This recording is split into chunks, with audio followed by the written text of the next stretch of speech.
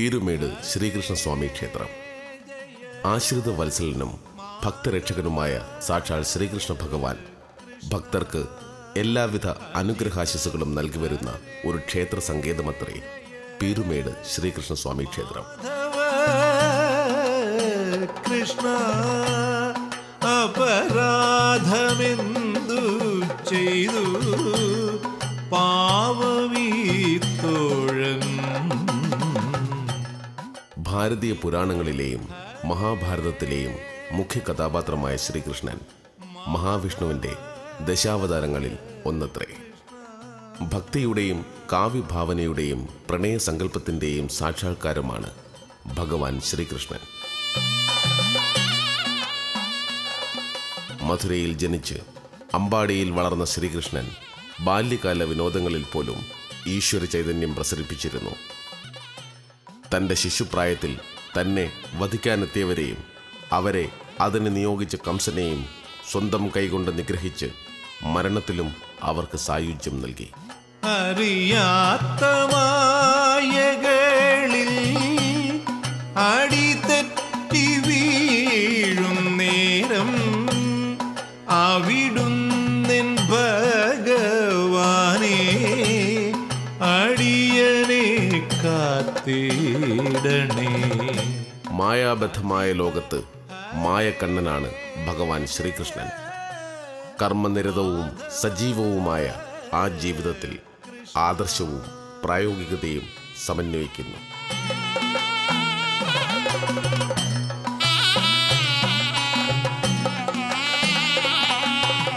ഭാരത സംസ്കാരം അനുശാസിക്കുന്ന ആധ്യാത്മികതയും ഭൗതികമായ തലത്തിലുമെല്ലാം പൂർണ്ണനായ കൃഷ്ണനിൽ ഗുരുസങ്കല്പം പൂർണ്ണത നേടുന്നു എന്നാണ് വിശ്വാസം. ഗുരുപത്നി ചൊന്ന മൂലം വിറകിനു പോയ നേരം ഒരുമിച്ചു നീയും ഞാനും കരയിച്ചതാരേ. ഇടുക്കി ജില്ലയിലെ പീരുമേട് താലൂക്കിലാണ് ഈ ശ്രീകൃഷ്ണ ക്ഷേത്രം കുടികൊള്ളുന്നത്.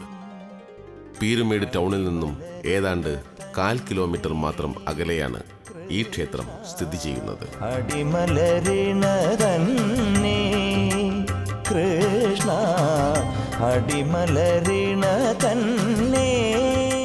ഏതാണ്ട് 70 വർഷത്തെ പഴക്കം കൽപ്പിക്കപ്പെടുന്ന പീരുമേട് ശ്രീകൃഷ്ണസ്വാമി ക്ഷേത്രത്തിന്റെ ഉത്ഭവ ചരിത്രം തിരുവിതാംകൂർ രാജകുടുംബവുമായി ബന്ധപ്പെട്ട് കിടക്കുന്നു. കൃഷ്ണ അടിയനുരവലംബം കൃഷ്ണ അടിമലരിണ തന്നെ. കൊല്ലവർഷം 1114 കുംഭം 13 തിരുവിതാംകൂർ മഹാരാജാവായിരുന്ന ശ്രീ ചിത്തിരുതിരുനാൾ മഹാരാജാവ് ഈ ക്ഷേത്രം ഇവിടെ പണികഴിപ്പിച്ചു. കോട്ടയം കടുത്തുരുത്തിക്ക് സമീപം തത്തമ്പള്ളിയിൽ കാലഹരണപ്പെട്ട ദേവചൈതന്യത്തെ ആവാഹിച്ചാണ് ഈ ക്ഷേത്രത്തിലെ പ്രതിഷ്ഠ നിർവഹിച്ചിരിക്കുന്നത്. മധുരയിൽ പണികഴിപ്പിച്ചു കൊണ്ടുവന്നതാണ് ഇവിടുത്തെ മൂലബിംബം എന്നാണ് കരുതപ്പെടുന്നത്.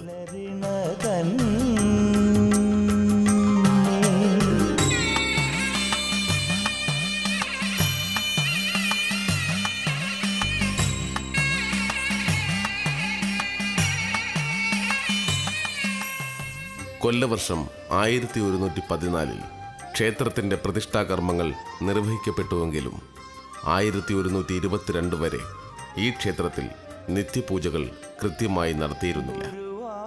അങ്ങനെയിരിക്കെ കൊല്ലവർഷം 1122 ഇടവമാസം 26-ാം തീയതി മഹാരാജാവിന് കണ്ണൻ്റെ സ്വപ്നദർശനമുണ്ടാവുകയും ദർശനത്തിൽ സാക്ഷാൽ ശ്രീകൃഷ്ണൻ ക്ഷേത്രത്തിൽ നിത്യപൂജകൾ നടത്തണമെന്ന് ആവശ്യപ്പെടുകയും ഈ ആവശ്യപ്പെടൽ ക്ഷേത്രത്തിലെ പരിഷ്കാരങ്ങൾക്ക് തുടക്കം കുറിക്കുകയും ചെയ്തു എന്ന് പറയപ്പെടുന്നു. അന്നു മുതൽ ഈ ക്ഷേത്രത്തിൽ നിത്യപൂജകൾ ആരംഭിക്കുകയും പ്രതിഷ്ഠാ ദിനവും ഉത്സവവും പ്രത്യേകമായി നടത്തുവാൻ ആരംഭിക്കുകയും ചെയ്തു.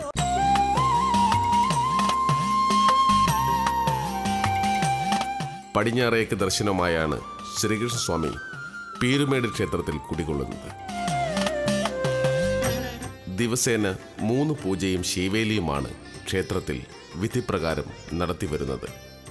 തൃക്കൈ വെണ്ണയുമായി നിൽക്കുന്ന ഭാവമാണ് ഇവിടുത്തെ ശ്രീകൃഷ്ണ പ്രതിഷ്ഠയ്ക്ക്. മനയത്താറ്റില്ലത്തേക്കാണ് ഇവിടുത്തെ തന്ത്രാധികാരം.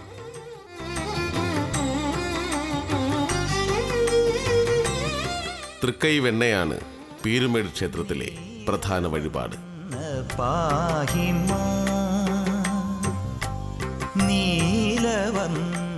വിഘ്നേശ്വരമൂർത്തിയായ ഗണപതി ഭഗവാനാണ് പീരുമേട് ക്ഷേത്രത്തിലെ ഉപപ്രതിഷ്ഠ. കുട്ടിക്കാനത്തെ രാജകൊട്ടാരം 1958 വിൽപ്പന നടത്തിയപ്പോൾ കൊട്ടാരത്തിലെ ദൈവമായിരുന്ന ഗണപതി ഭഗവാൻ മലയിറങ്ങുവാൻ വിമുഖത കാണിക്കുന്നതായി ദേവപ്രശ്നത്തിൽ തെളിയുകയുണ്ടായി. അതിനെ തുടർന്ന് കൊട്ടാരത്തിലെ ഗണപതി വിഗ്രഹത്തെ ഈ ക്ഷേത്രത്തിൽ ഉപദേവനായി കുടിയിരുത്തുകയാണ് ഉണ്ടായത്.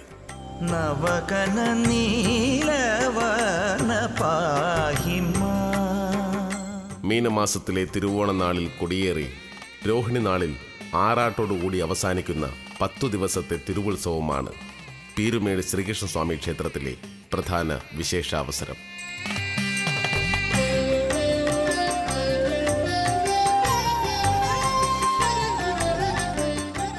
തിരുവുത്സവത്തോടനുബന്ധിച്ചുള്ള കാവടി ഘോഷയാത്ര ആരംഭിക്കുന്നത് ക്ഷേത്രത്തിന് അല്പം അകലെയായി സ്ഥിതി ചെയ്യുന്ന ശരവണപുരിയിൽ നിന്നുമാണ്.